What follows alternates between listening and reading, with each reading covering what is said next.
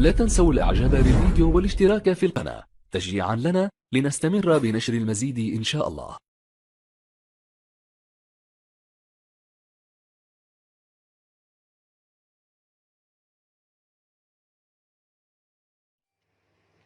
احلى مربى حبايبي، احلى مربى فراوله.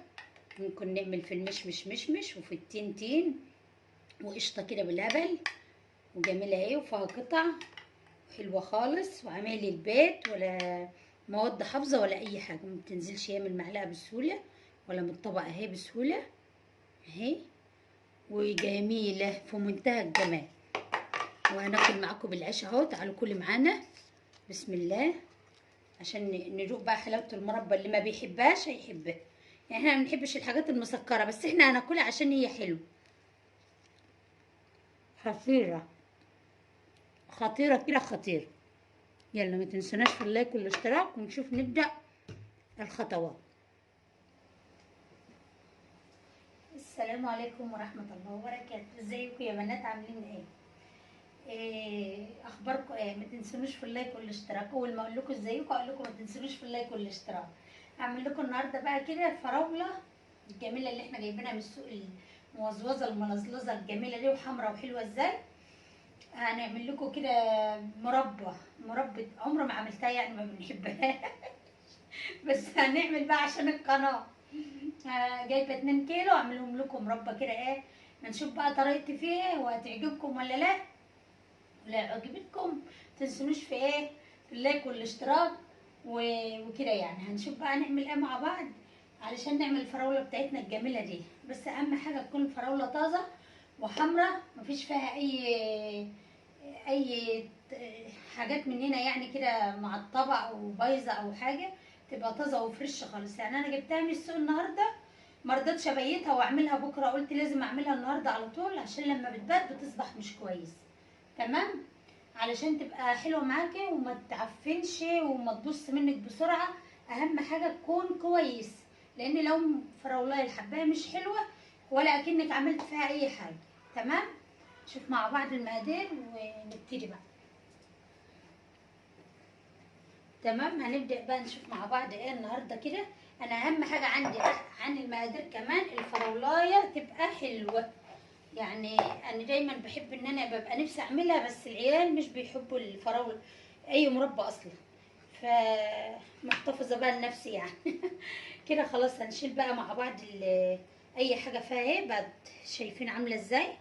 وطبعا هغسلها تاني، انا غاسله دي وموضباها مع قبل ما افتح الكاميرا. بس انا بقى هغسل الحبايتين اللي انا شلت بوزهم دول تاني، عشان بعد ما اشيل البوز لازم طبعا هيبقى في رمل، حاجه نزلت من هنا او كده لازم تتغسل كويس. وهنمسكها بقى يا حبايبي كده. انا ليا بقى طريقه تانية في عمايلها غير اي طريقه تانية غير اي حد بيعملها، فهنشوفها هنشقها مع بعض كده اهو. شايفين بقى الجمال. الفراوله لما تكون حلوه وفريش معاكي وحلوه هتساعدك انك تعرفي تشتغلي فيه. بسم الله الرحمن الرحيم. مقاديرنا بقى كوبايتين، كنت اقول دقيق علشان على طول بعمل دقيق. كوبايتين سكر، كوبايتين، يعني انا سايب كوبايه هنا اهي كوبايه اهي، عشان انتوا ما يعني مش راضيه. كنت هفضلها في دي مرضتش عشان انتوا ما تقولوش ده دي اكتر اقل، هي كوبايه وهقلب لكم الكوبايه التانيه. معانا ليمونه، معانا 2 كيلو فراوله، وهقول لكم كل 2 كيلو برضو له ايه. معانا ملح ليمون كده تمام. كل كيلو فراوله له ليمونه وكوبايه سكر.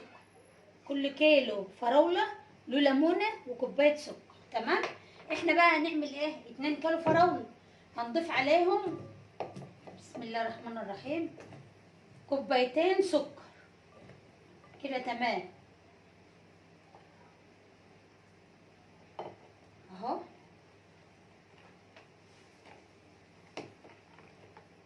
انا مقطعاها نص بس عشان عايزه ايه بقى، مرضتش اقطعها حتت صغننه علشان عايزه الفراوله معايا تبقى فيها قطع عشان تبقى حلو. يعني اللي هي بتبقى سايحه خالص دي ما بتبقاش حلو. عماد حبايبي بقى جبت حله واسعه كده علشان ايه، ما اناش عارفه اقلب الفراوله بتاعتي ديت في البوله اهي، مغسوله ونضيفها زي الفل اهي، اي قشره فيها تشيليها وهقلب بس السكر فيها كده. ادي كوبايه هي مبلوله، وادي الكوبايه التانيه اهي. زي ما قلنا كل كيلو فراوله ليه كيلو كوبايه سكر، يبقى معانا الاتنين كيلو لهم كوبايتين سكر، علشان لا تبقى مسكره قوي ولا تبقى مايعه قوي. تمام. هنجيب بقى عصره الليمونه الحلوه دي مع بعض كده ونعصرها، عشان لو فيها بذره ولا حاجه نشيلها. الليمون بقى ميزته ايه؟ بدي طبعا مزازه وحفظ وكل حاجه ليها. انا مش هعمل، بدل ما اعمل ليمونتين هعمل ليمونه واحده. واللي ما عندوش ملح ليمون يا ريت يجيبه، واللي ما عندوش ومش عايز يجيبه او ما عندوش وقت يجيبه هيعصر ليمونتين على 2 كيلو او 3 ليمونات كمان. تمام. انا بقى هعصر ليمونه واحط معلقه ملح ليمون، عشان الملح الليمون عندي انا حباه بقى في ايه؟ ان هو هيحفظها لي وهيديلها مزازه اكتر من الليمون، واحنا عايزين المزازه دي. ولا تشتري من بره ولا تتعبي نفسك خالص، لان الباقي في الحاجه في البيت مفيش احسن منه. هاخد بقى قدامكم المعلقه كده اهو، معلقه ملح ليمون. انا بحب ملح الليمون ده حتى في البسبوسه وفي الحلويات، تلاقيه بيديلك كده لسعه كده في الحاجه، مخليها مززه كده جميل. اللي ما بيحبش بقى المزازه دي يقلل او ما يحطش، بس هو بيحفظ الفراوله. نقول تاني، مش عدنا هنقول كده. هنقلب سكرنا وملح الليمون والليمونه مع بعض كده في قلب الفراوله، تقليب كويس جدا. وقشره اهي. هنعمل ايه بقى يا حلوين بعد دي؟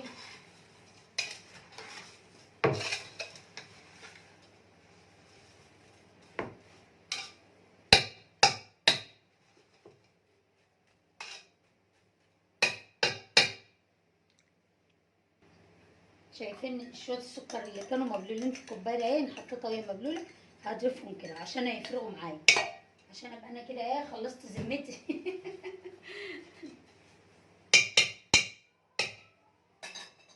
هنجيب الاسترتش بتاعنا ادي كده، فراولتنا اهي قدامكم اهي ما شاء الله.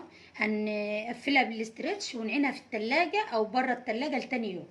يعني انا هعمل كده واعينها لبكره باذن الله، اعملها معاكم ونشوف هنعمل فيها ايه بقى، عشان تجربوا فراولتي ومربطي وترجعوا لي كده وتتابعوني، وترجعوا لي برده وانتوا بتتابعوني. ماشي يا حلوين. حط عليها غطاء وعينها في التلاجة عشان تعمل صوص بقى ببعضه كده بالسكر، وتاخد وتشرب من سكرها ومن حاجتها اللي احنا حاطينها، ونبدأ فيها شغلها بقى تاني يوم. بصوا بقى يا حبايب قلبي ان انا بقى عملتها عامله ازاي جميله، وبتدي بقى لسعه كده. وانا بقى بحب اللسعه دي جدا. بعد ما بردت بقى اهي، انا سبتها طبعا بردت خالص. شوفها عامله ازاي بقى، لا اتحرقت ولا لزقت ولا اي حاجه. مربى بقى فيها قطع كده بقى روعه. هنسمي الله ونشيل بالكرنب بتاعنا كده اهو، ونضيف كده اهو في البرطمان بتاعك اهي. ونجيب الطبق تحت كده عشان لو حاجه وقعت. بسم الله الرحمن الرحيم اهي. بالراحه خالص كده اهو لحد ما تملي. وشوفوا بقى طعمها ولذاذتها لو عملتوها بالطعمه دي. الملح الليمون والليمون مخلاها بتدي لسعه كده روعه. بحب انا اللسعه دي بقى قوي، بتخليها لذيذه. اهي بقى يا حبايبي خلصت معانا اهي. ال2 كيلو فراوله تقريبا عملوا لنا 2 كيلو الا ربع تقريبا يعني، او جايزه ازيد كمان، او 2 كيلو 2 كيلو الا ربع كده يعني. جميله ما شاء الله وموفره وحلوه اهي. مربى بقى شايفين عامله ازاي اهي، تاكل كده شايفين، تنزلش من الطبق بسهوله اهي. معنى كده ان عمايلها حلوه، نتيجه مبشره. وفيها قطع برضه اهي ما تبقيش تفرموها في الكبه ولا في الخلاط ولا في اي حاجه، عشان ايه؟ يبقى فيها كتل متجانسه كده. هي مش طبعا كتلها مش كبيره قوي عشان انا قلبتها كتير، بس حلوه نوعا ما اهي. يعني مثلا زي دي كده تلاقي قطعه فيها اهي. يلا ما تنسوناش في اللايك بقى والاشتراك وفعلوا الجرس. احلى مربى. احنا بقى يا حبايبي هنشوف مع بعض كده نوصل كده لحد البوتاجاز. نعمل ايه بقيه المربى بتاعتنا. هنولع بقى عليها. احنا هنطلعناها من التلاجة اهو، وهنولع عليها. هنشوف الدنيا فيها ايه. بسم الله. شايفين معايا لسه بالاسترتش بتاعها اهو، عشان اوريها لكم قوي كده. بسم الله الرحمن الرحيم. اهي بميتها وسكرها والليمون بتاعها والجمال. طبعا سربت ميتها اهي. ده ليمون اهو اهي، جميله خالص اهي. ما شاء الله الميه بتاعتها اهي. دي ميتها بقى، دي اللي هتسويها وتخليها لنا بقى قشطه كده وتخليها لنا مربى. هنهدي اول غلوه وبعد كده نهدي النار خالص، لا نعليها قوي ولا نهديها قوي، لحد ما تخلص معانا ونشوفها مع بعض بقى تبقى عامله ايه. هنغطي عليها بقى.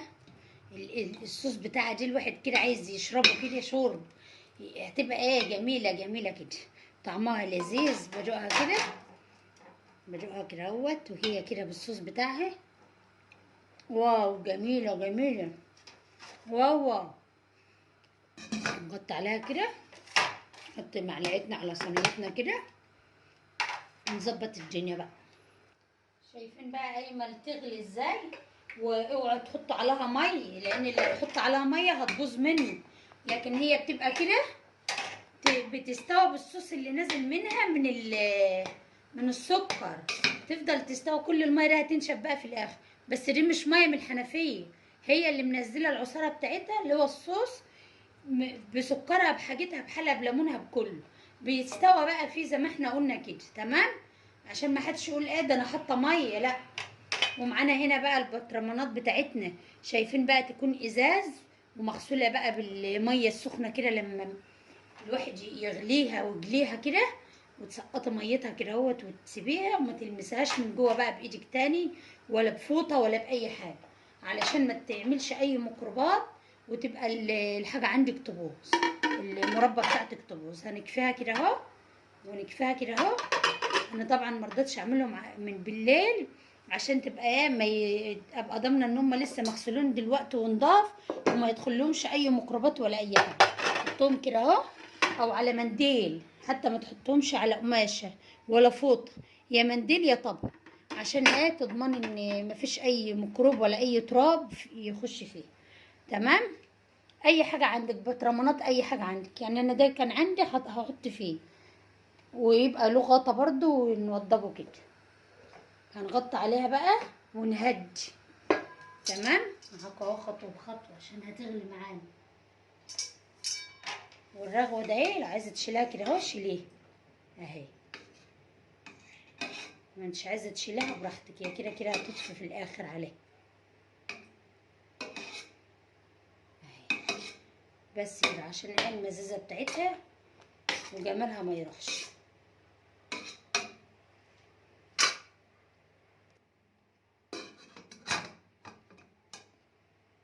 يا ريت يا حبايبي ما تغطوهاش، لان ما غطيتها كانت هتفور مني.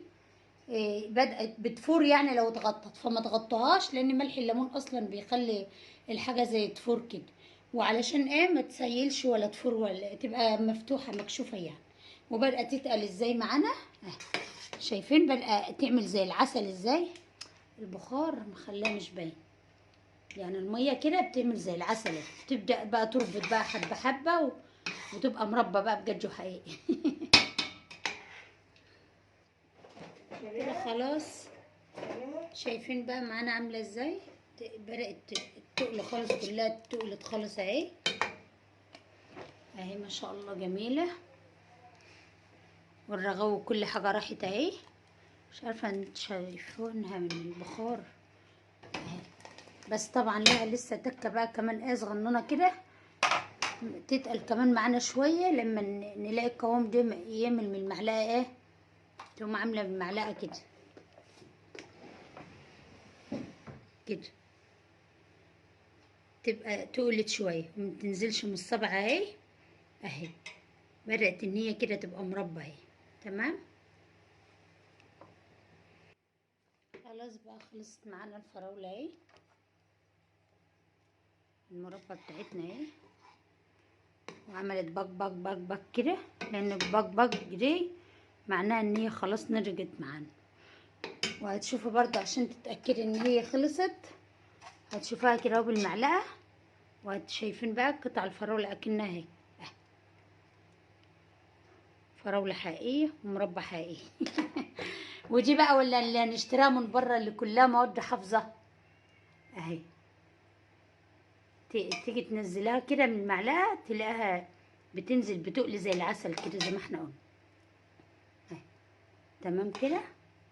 وانا حابة ان انا اسيب فيها صوص شوية برضه عشان تبقى ما تبقاش ناشفة كده، لان طبعا هتربط لسه بقى بعد ما تبرد، وهنحطها بقى في البطرمانات بتاعتك اللي احنا غاسلينها، وهتلاقيها جمدت بقى شويه عن كده كمان لما تبرد.